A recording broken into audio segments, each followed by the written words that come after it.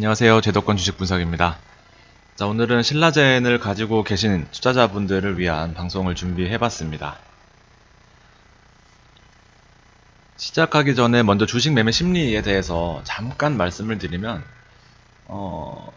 제가 이 제목 밑에 이렇게 설명을 넣게 되어 있는데, 냉철한 기술적 분석과 예리한 가치 분석, 기술적 분석과 기본적 분석의 조화를 기본적으로 표방을 합니다. 근데 개인적으로 개인 투자 그리고 기관 투자를 하는 입장에서 개인들은 정보가 한정적일 수밖에 없죠. 뭐 기껏해야 좀 열정적인 주주분들이 주담한테 전화하는 정도. 실제로 이제 기관 자격이 아니라 개인 자격으로 어떤 정보를 얻는다는 거에 대해서는 한계가 많이 있어요. 많은 정보들이 이제 시중에 돌아다니고 검증되지 않은 자료들도 많기 때문에 사실 좀 약간 선동하는 느낌도 있는 게 사실이에요. 근데 어쨌든 이제 개인들이 차트를 이제 우선적으로 볼 때 200일선과 120일선을 이제 제가 하도 많이 말씀드려서 아실 것 같고, 요 HLB 같은 경우에는 우리 11만원대까지 그리고 16만원대 팔 때까지, 그리고 이 고가는 맞추지 못했지만, 그리고 여기까지 오는 과정에서 차트에 여러가지 부분들이 녹아져 있었어요. 자, 이 개인들의 심리 먼저 보면 급락할 때 이거 미리 팔걸, 진짜 한 번만 더 기회 주면 팔걸 했는데 다음날 돼서 또 하한가로 쳤죠. 그러면서 진짜 큰일 났네, 이거 당장 팔아야 되나 하는데 또 반등을 합니다. 늘 이런 식이죠. 그러면은 진짜 계속 올라갈 것 같은데 저점인가 하면서 또 많은 매집 물량을 또 개인들이 가져가게 되죠. 어쨌든 이제 여기서는 매도를 못 하겠죠. 지금 30% 40%가 아니라 뭐 50% 이상 하락한 시점이었기 때문에 계속해서 버팁니다. 2만원대까지. 그리고 이제 중요 차트들을 여기서부터 지나가게 되죠. 물론 기본적 이벤트가 나왔기 때문에 시장에 반영되긴 했지만 일목상 구름대 안으로 진입하게 됩니다. 이 빨간 양봉을 기준으로, 잘 안 보이셔도 설명으로 드릴게요. 그렇게 되면서 이 구름대 안에서 안정적인 그 흐름을 보여주고 있습니다. 기본적으로. 그러면서 121선을, 이 파란색의 121선을 돌파할 때 거래량 증가 하면서 양봉으로 강하게 돌파하고 121선까지도 거래량 수반되면서 강하게 돌파합니다. 그러면서 이제 중요 지지선 그리고 중요 저항선 그리고 일목 상단을 강하게 뚫어버리는 역할을 하는 거죠. 그래서 11만원대까지 뭐 안정적으로 받고, 그 이후에 거래량이 감소하면서 음봉이 출현되는 그런 모습을 보여주고 있는 겁니다. 차트는 기본적으로 이거는 사실 예를 들었지만 어떤 종목을 갖다 놔더라도, 삼성전자를 갖다 놓고 뭐 모든 종목을 갖다 놔도 해석은 할 수 있어요. 이제 한 일주일만 배우시면, 그리고 제 방송 보신 분들도 아마 이제 어느 정도는 저만큼 보실 수 있으실 거라고 생각합니다. 그래서 개인들이 접근하기에 매우 좋아요. 왜냐? 과거 데이터를 바탕으로 하기 때문에. 근데 앞으로 나올 것은, 이것도 보시면 아시겠지만 기술적으로는 어떤 접근이 불가능해요. 여기서 기본적인 분석 가지고 HLB가 앞으로 어떻게 될 것이며 언제쯤 중요 이벤트가 나올 것이고 삼성의 실패할 가능성 혹은 성공할 가능성에 대해서 기본적으로 알고 있어야 기술적 분석이 이제 빛을 발하는 거죠. 그래서 그런 측면에서 봤을 때 신라젠도 지금 비슷한 국면입니다. 삼성 중단 권고 나오고 나서부터 하한가를 연일 두드려 맞으면서 비슷하게 여러가지 심리가 반영되어 있겠죠. 매일매일 지옥문을 왔다 갔다 하시는 분들 계실 거고, 기회를 받다가 잘못 들어가신 분, 혹은 또 뭐 그냥 평생 가져가자 하시는 분, 여러 차트가 여기에 심리가 여기 차트에 반영이 되어 있잖아요. 자, 그러면서 갑자기 거래량이 폭발합니다. 이게 신호예요, 사실상. 거래량이 폭발하면서 증가하다가 결과적으로 또다시 이제 감소하는 패턴이죠. 거래량 감소하면서 음봉 나오고, 그리고 일목 하단을 거래량 증가하면서 또 폭발하기 시작합니다. 그래서 신라젠을 제가 한동안 엄청나게 좋아하는 종목이었다가 대주주 매도 뭐 그런 얘기 나오면서 이건 신뢰도에 문제가 있다. HLB와는 다르게. HLB는 대주주 지분이 거의 그대로잖아요. 주요 임원들 뿐만 아니라 뭐 많은 그 관계인, 특수관계인 간의 매매가 많았다라는 부분에 있어서 실망했다가 요 구름대 들어오는 거 보고 저도 단타를 했었습니다. 근데 결과적으로 아직까지 뭐 큰 수익인지 아닌지 모르겠는데 거의 뭐 똔똔이에요. 그러면서 거래량이 줄고 있죠.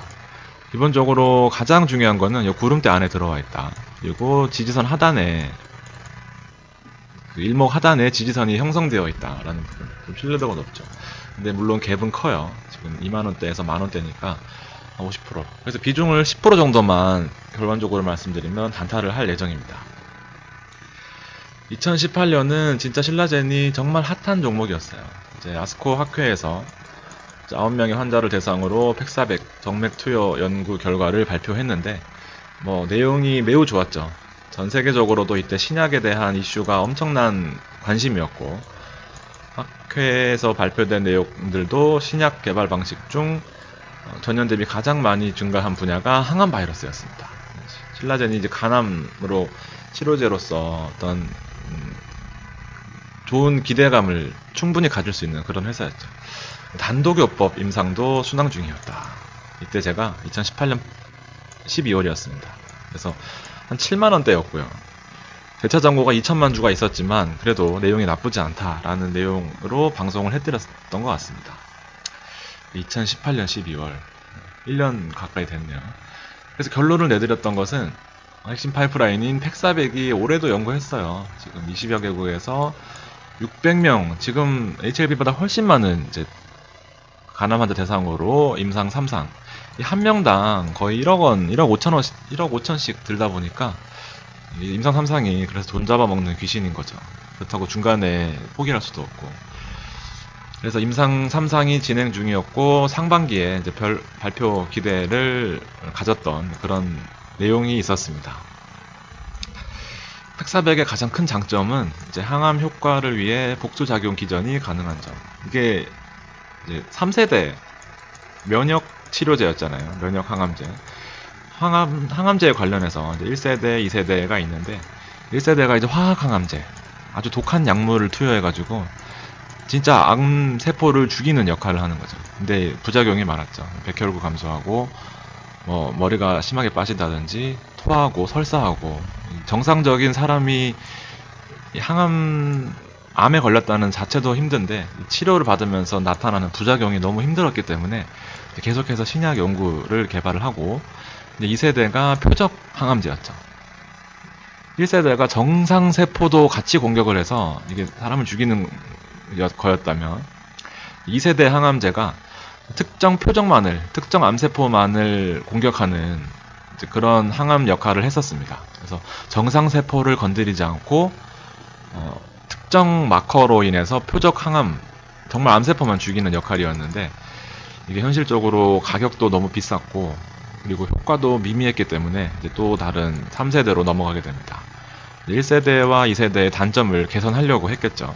그래서 신라젠이 했던 거는 3세대 항암치료제인 팩400 단독으로도 요법을 했었고 그 다음에 팩400 외에 다른 기존의 치료제와 같이 병용하는 그 양방향 기술력을 계속해서 증진하려고 노력하고 있었던 회사였습니다. 근데 부작용이 적고 뭐 효과가 있었고 생존율 자체는 뭐 아직 크게 결론이 나지 못했지만 하여튼 우리나라의 간암 걸리신 분들이 많이 기대하시는 그런 약의 역할을 했었습니다.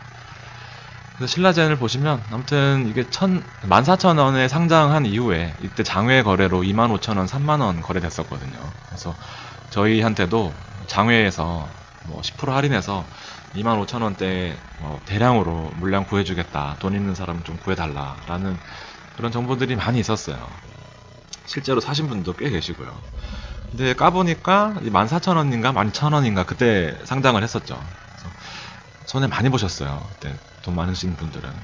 근데 웬걸 임상 3상에 대한 기대감이 계속해서 언론에 나오면서 10배 가까이 오르게 됩니다. 바이오의 붐이었죠. 그래서 떨어지더라도 원래 바이오는 그렇게 하는 거라고 배웠습니다 라고 고객들한테 응대하는 그런 단계까지 왔죠. 많은 우여곡절이 있었어요. 심리가 많이 반영이 됐죠. 200일선과 120일선을 넘나들면서 바이오주의 진가를 보여준 게 바로 신라젠 아닐까 싶습니다. 그러면서 잠정 중단되고 임상 3상이 잠정 중단되면서 지금 바닥을 기다가 최근 바이오 붐 때문에 약간 상승하는 그런 단계까지 와 있는 현실이고요. 2018년 말에도 대차장고가 2천만 주가 넘었어요. 2천만 주가 넘었다는 것은 지금 뭐 공매도 많이 말씀드리지만 실제 상장 주식 7천만 주거든요. 근데 대주주 지분이나 뭐 블랙록 지분 빼면은 한 6천만 주. 그 중에 2천만 주가 공매도였고 지금은 3,300만 주입니다. 그러니까 공매도가 거의 절반 이상 되는 그런 단계에 와 있긴 합니다. 보시면은 많은 부분에 문제는 있어요. 대주주 매도, 대주주가 미리 정보 가지고 매도한 부분, 그 다음에 CB 상환 이슈 있었죠 최근에. 그리고 임상 실패한 부분에 있어서 주가가 뭐 급락해도 이상하지 않은 그런 단계인데, 주식하면서 뭐 삼성전자나 하이닉스나 뭐 SDI, 전기 이런 것만 할 수는 없잖아요. 사실은 큰 돈을 벌기는 힘들어요. 그래서 저는 늘 코스닥 비중을 10%에서 20% 이내로 유지는 하라라고 말씀을 드리는데요. HLB를 잘 파셨던 분들은 아무래도 수익이 나셔서 파셨겠죠. 그러면은 요 신라젠에 베팅할 만한, 혹은 가지고 계신 분들은 바이오는 원래 이렇게 투자하는 거라는 전제하에 모두가 외면할 때 기회가 있었죠. 늘 특히나 바이오 그랬습니다. 제가 9월달에 바이오 상승, 바이오 폭락할 때, 이제 그때 한창 바이오를 말씀드릴 때 모두가 외면할 때 기회가 있던 바이오주의 특성을 많이 말씀을 드렸었어요. 그리고 지금 일정대로 갔다면 원래 이제 가남 대상으로 팩 400 3상이 아까 진행되는 부분 보셨죠? 제가 작년에 방송해드렸던 거. 그래서 10월달에 원래 이렇게 좋게 나왔어야 됩니다. 근데 8월달에 들어서 이제 FDA 심사관이 미국 허가 불가능성을 제기했습니다. 그래서 모니터링위원회 DMC가 이제 FDA 허가하기 전에 약간 자문 같은 그런 역할을 합니다. 매우 중요한 역할을 하죠. 3상 시험에 대한 무용성 평가 관련 미팅을 했더니 바로 임상 중단을 권고했습니다. 그래서 자발적인, 뭐 가로 열고 B라고 써야 되겠죠. 자발적인 임상 중단을 했고 실패를 인정했습니다. 그러면서도 불구하고 주가가 더 이상 빠진다기보다는 약간 꿈틀꿈틀하면서 느낌이 좀 있는 것 같아요. 정말 개인적인 느낌입니다. CB 상환 문제에 대해서 간단하게 좀 언급을 드릴게요. 지금 3월에 발행했던 전환사채죠. 전환할 수 있는 권리를 가진 사채입니다. 기본적으로 본드기 때문에 사채예요. 주식이 아니라. 1,100억 원을 가지고 아까 보셨다시피 한 명당 1억씩 드는 그 임상 3상에 대한 그 투자를 진행하려면 보통 1,000억 정도 든다고 보시면 돼요. 그리고 비중이 좀 크긴 했죠. 500명이 넘었으니까. 600명 가까이 되는 숫자였으니까. 근데 이제 임상 중단이 되다 보니까 당장은 돈이 필요하지 않은 거예요. 그래서 1,100억에 대한 CB 자금을 조기 상환을 했죠. 근데 이게 무슨 엄청난 악재인 것처럼 또 하루 이틀 주가 빠지는 거 가지고 또 약간 선동하는 분위기가 있어서 제가 정리를 해드리면, 기본적으로 이 재무제표 손익계산서를 보면 현금에 관련된 부분은 밑에 잘렸네요. 한 300억 정도 있습니다. 기말에. 그리고 이 재무활동으로 인한 현금 흐름에 1,000억이 잡혀 있는 거는 이거는 6월달 거고, 기본적으로 1,000억이 있었어요. 이 1,000억은 12 자금이 아니에요. 1,000억에 대한 거는 이 에스크로 계정이라고 해서 이 대주들이 1,000억에 대한 승인을 해줘야 돈을 쓸 수 있는 그런 규모, 그런 자금이기 때문에 주가가 7만원대에서 처음에 CB를 발행했는데 4만원대까지 전환 가액을 조정하고 또 만원대까지 주가가 빠질 때 지금 대주주들이 돈 쓰라고 승인을 할 리가 없었죠. 그래서 재무제표에 반영이 되지 않았고 그냥 이자만 내고 있는 돈이었습니다. 그래서 1년 이자가 60억인데 6%라고 가정하면, 네, 6개월 썼으니까 30억 정도의 자금이 이제 이자 비용으로 나갔고, 기본적으로 지금 와서의 이슈지만 유동성 부족일 때도 큰 이슈는 없었습니다. 이게 재무제표에 반영이 안 됐고 현금은 기본적으로 3,400억 정도는 꾸준히 가지고 있었던 회사였습니다. 이 기본적으로 채권이라는 부분, 300억 정도의 현금 자산이 꾸준히 있었다는 거, 그리고 돈을 쓰고 싶어도 못 썼고 지금 중단됐기 때문에 잠시 멈춰져 있는 거. 그래서 CB 자체는 큰 이슈가 아니다 하는 부분입니다. 혹시 그 CB에 관련돼서 간단하게 말씀드리면, 주식으로 발행하면 편하죠. 근데 주식으로 발행하면 재무제표 자산으로 잡히고 뭐 따로 이자 나갈 것도 없고, 그런데 주주다 보니까 경영권의 간섭을 받게 되죠. 그렇기 때문에 채권으로 발행해서 이자 비용만 주고 땡 치는 경우가 많죠. 그래서 이거의 장점은 투자자들의 입장에서는 기본적으로 채권보다는 금리가 당연히 높고, 그리고 전환 가액이라는 게 있어요. 이때가 발행했을 때가 한 7만원 정도였는데, 만약에 주가가 오른다면 이게 전환이죠. 컨버터블 전환입니다.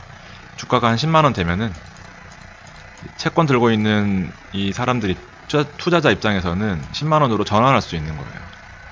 그렇기 때문에 주가가 오르면은 돈을 벌고, 주가가 빠지면은 돈 갚으라고 상환 요청을 하면 되고, 물론 그 중간에 계약 사항마다 조금씩 다르긴 하겠지만, 그래서 주가가 많이 빠지면은 전환 가액이라는 걸 조정합니다. 처음에는 7만원대에 조정할 수 있는 권리였지만, 그 다음에 4만원, 그 다음에 만원대까지 떨어졌어요. 아무튼 4만원대까지도 그 주가로, 주식으로 바꾸지 않았다가 지금 많이 떨어지니까 아예 그냥 상환을 요청해서 돈을 다 갚아버린 거예요. 경영권도 간섭받지 않고, 신라젠 입장에서, 발행자 입장에서는 또 그런 장점이 있는 거죠. 자, CB 문제는 이제 큰 내용이 아니라고 봤을 때 회사의 의지가 중요하다라는 부분입니다. 바이오는 하루아침에 대박이 나기에는 힘들어요. 신라젠 말고 셀트리온도 10만원짜리가 40만원 갈 때까지 거의 반년 이상 걸렸습니다. 그래서 너무 급하게 보지 마시고, 단타 하실 분들은 뭐 단타로 정말 빠져나오시더라도 손실이 이미 너무 크셔서 정말 없어도 된다는 돈이다라는 그런 심정을 가지신 분들은 그냥 회사의 의지를 보고 가져가시는 거죠. 레지온이 그런 역할을 해줬어요. 최근에 레지온이 상장한 이후에 삼상 실패 그 이슈 나오면서 주가가 빠졌었거든요. 근데 회사가 적극적으로 대응을 했어요. 이게 심장 질환의 3상을 진행 중인데 실패론 나왔다가 절대 아니다, 무슨 소리 하냐 하면서 회사가 적극적으로 대응하면서 우리 이거 추천주였습니다. 14만원대에 들어가서 지금 결국 뭐 20만원 가까이 올랐는데 맨날 올랐거든요. 제가 보기 14만원이 아닌 것 같습니다. 더 낮았던 가격이었던 것 같아요. 아무튼 이 회사의 의지가 이 주식의 흐름 자체를 완전히 바꿔놓을 수 있습니다. HLB도 마찬가지로 뭐 국민영웅 진 회장님이, 진양권 회장이 지분을 팔지 않고 정말 강경한 의지로 계속해서 밀고 나가겠다라는 의지를 보여주는 대표적인 종목 중에 하나죠. 그래서 임상 실패, 삼상 A 실패 이후에 지금 드라마틱한 반전까지 정말 많은 고생들이 있었죠. 거의 근 반년 동안 가지고 계신 분은 아마 수명이 한 5년에서 10년을 줄으셨을 거예요. 근데 기본적으로 숨이 길다. 대형주보다도 어떻게 보면 숨이 더 길다라는 부분입니다.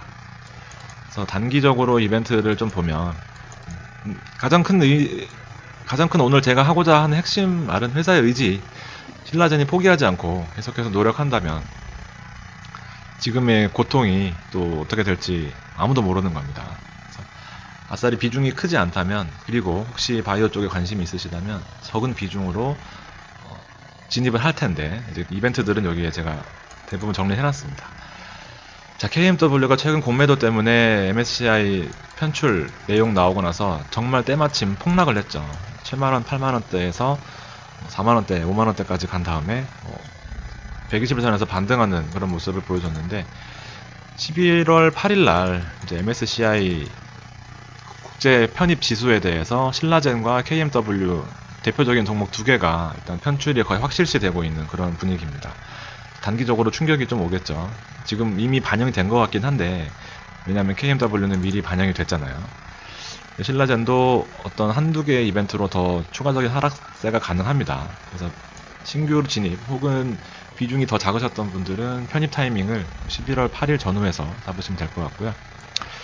자, 아스코 학회처럼 내년 2월 2일에 미국 학회, 바이오 관련된 학회가 있습니다. 그래서 이때 무슨 얘기를 할지 모르겠지만 다시 한번 재기를 바라는, 바이오 업종 전체적으로 HLB도 마찬가지고 아마 주인공은 HLB가 될 것 같아요. 그래서 여러가지 바이오 등의 그 관련된 주식들을 참고하시고, CB를 갚고 나서 어쨌든 지금 블랙록 지분이 5% 들어가 있어요. 세계 최대 헤지펀드 블랙록 펀드. 그래서 그 펀드들이 과연 이렇게 손실을 보면서 마감하진 않을 거다라는 정말 저의 그냥 개인적인 생각입니다. 그 다국적 투자자 SI라고 하죠. 투자 유치 가능성에 대해서 또 이슈가 나온다면 다시 한번 기대감을, 실제로 삼성에 성공할지는 모르겠지만 기대감, 워낙 하락폭이 컸기 때문에.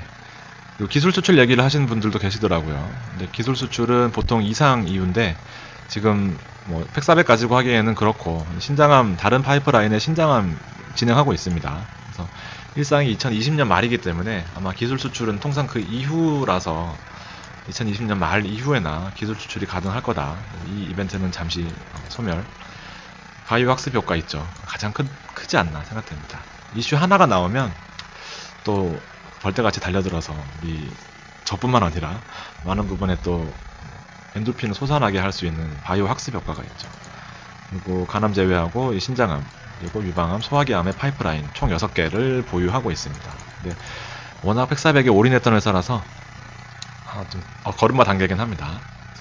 이 부분들은 50억 안팎의 비용이 들기 때문에 회사가 보유한 HLB처럼 다른 매출 라인이 없어요. 그렇기 때문에 지금 300억을 까먹을 때까지 한 5년 정도의 시간이 있다고 봤을 때는, 그리고 현금 자산 아니더라도 다른 자산들이 한 500억 정도 더 있다라는 부분이 있습니다. 그래서 뭐 비용적으로 아주 당장에 큰 이슈가 있을 것 같지는 않고요. 삼상을 진행하려면 대신에 투자자들에 대한 어떤 유치를 받아야 되는 내용은 있습니다. 이슈가 많다는 거는 어쨌든 지금 바닥에 있는 주식으로서는 도움이 되는 것 같아요. 그래서 결과적으로는 회사가 강한 의지를 보이고 더 이상 주주의 신뢰의 가치를 훼손하지 않는 그런 역할을 해줘야 될 것 같고, 한 가지 걸리는 거는 이제 뭐 가장납입 관련돼서, 혹은 또 대주주 5% 이상, 지금 8%거든요. 대주주 지분이. 그래서 혹시나 또 추가적으로 매도를 하면서 지분을 낮추는 역할을 하지 않을까, 그런 것도 있습니다.